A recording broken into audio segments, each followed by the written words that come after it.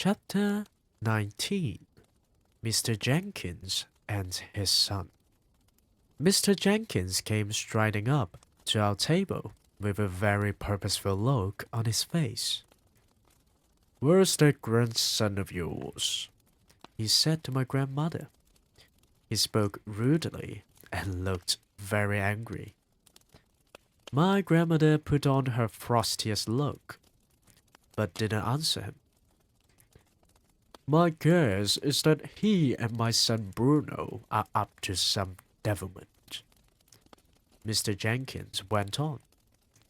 "Bruno hasn't turned up for his supper, and it takes a lot to make that boy miss his food.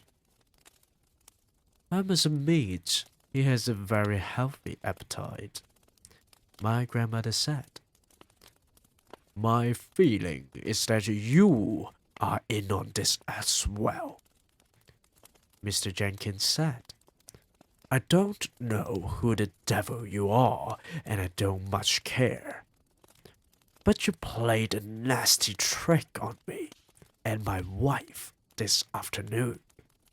You put a dirty little mouse on the table.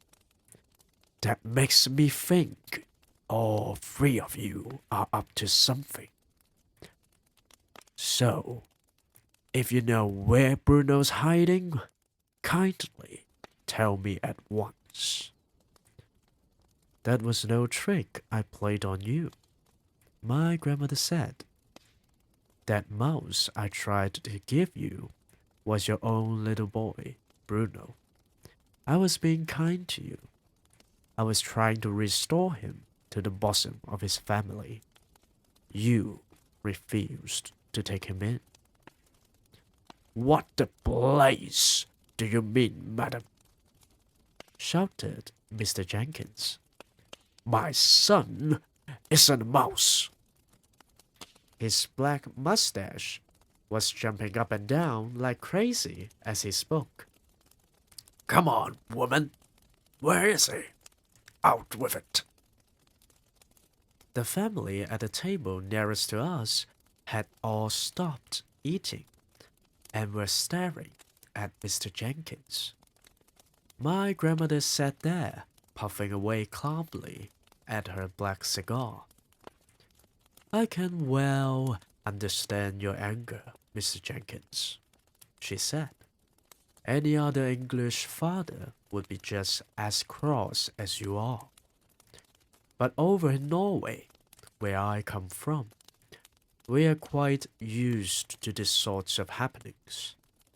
We have learned to accept them as part of everyday life." "You must be mad, woman," cried Mr. Jenkins. "Where is Bruno? If you don't tell me at once, I shall summon the police."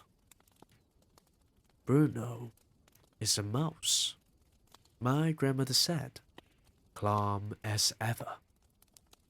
"He most certainly is not a mouse," shouted Mr. Jenkins. "Oh, yes, I am," Bruno said, poking his head up out of the handbag. Mr. Jenkins leaped about 3 feet into the air. "Hello, Dad," Bruno said. He had a silly sort of mousy grin on his face. Mr. Jenkins' mouth dropped open so wide I could see the gold fillings in his back teeth.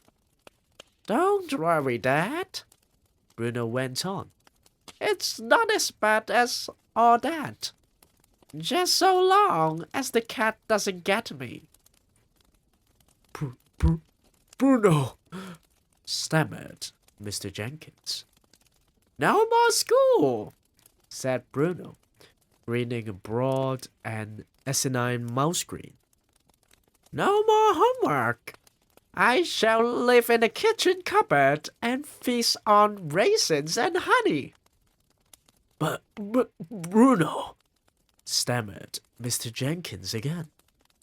"How does this happen?"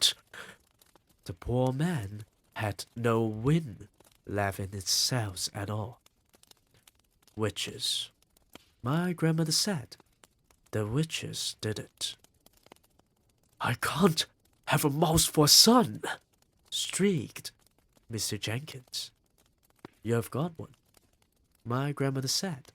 Be nice to him, Mr. Jenkins.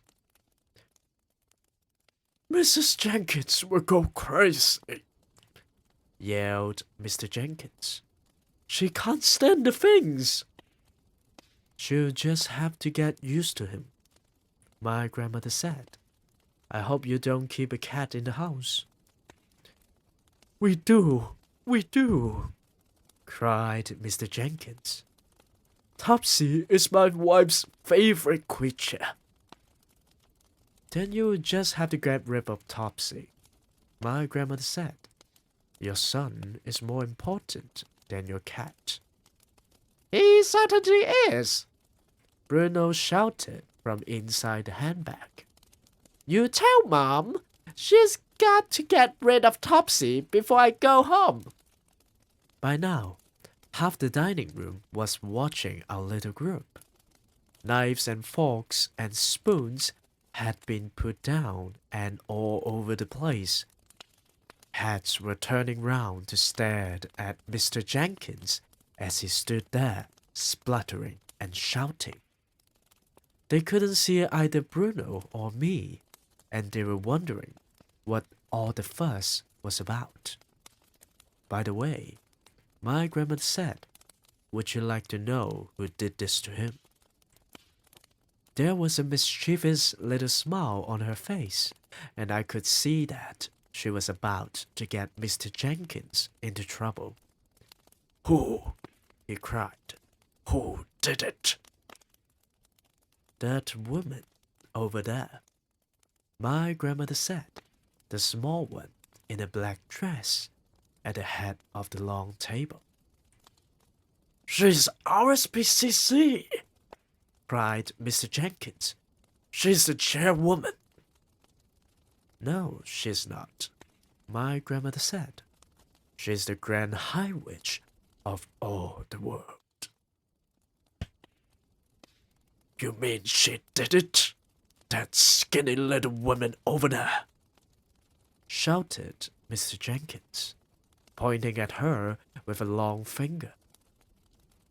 By gad, I'll have my lawyers onto her for this. I'll make her pay through the nose. I wouldn't do anything rash, my grandmother said to him.